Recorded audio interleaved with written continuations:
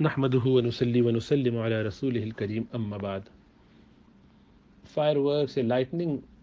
جو کی جاتی ہے خوشی کے موقع پر مختلف عنوانات سے لوگ کرتے ہیں، تو سب سے پہلے تو جاننا چاہیے کہ یہ سارے ضائع کرنے والے مال کو، وقت کو، ایسے کام ہیں کہ جن سے ایمان والوں کو بچنا چاہیے۔ اللہ کے رسول صلی اللہ علیہ وسلم نے فرمایا من حسن اسلام المرء ترکہ ما لا یعنی،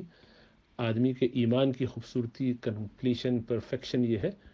کہ وہ لایانی چیزوں سے، بیکار چیزوں سے بچے۔ تو اس میں اگر کوئی گناہ نہ بھی ہو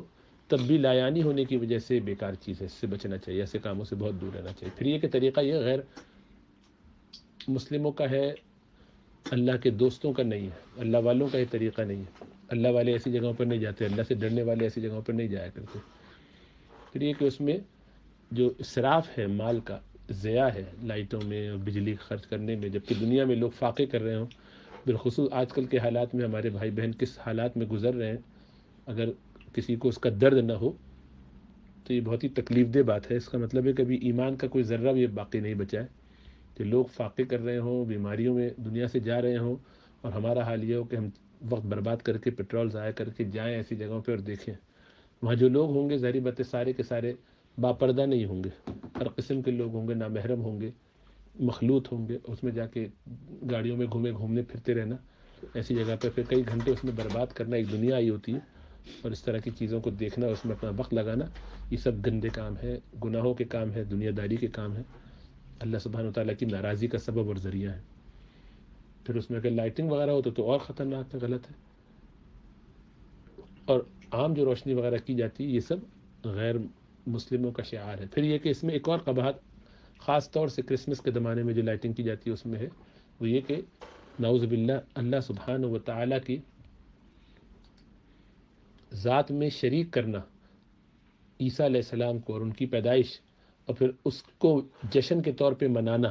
تو ہم گویا اس کا حصہ بن رہے ہیں۔ ہم وہاں جا کر جو دیکھ رہے ہیں،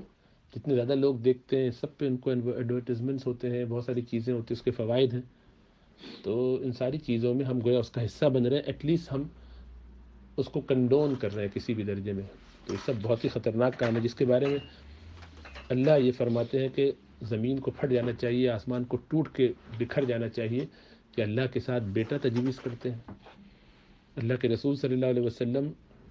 قوم عاد اور قوم سمود اس طرح کی بستیوں سے گزرتے وقت صحابہ کو فرماتے تھے کہ سر پہ چادر ڈال لو اور دیکھو مت، یہ دیکھنے کی چیزیں نہیں،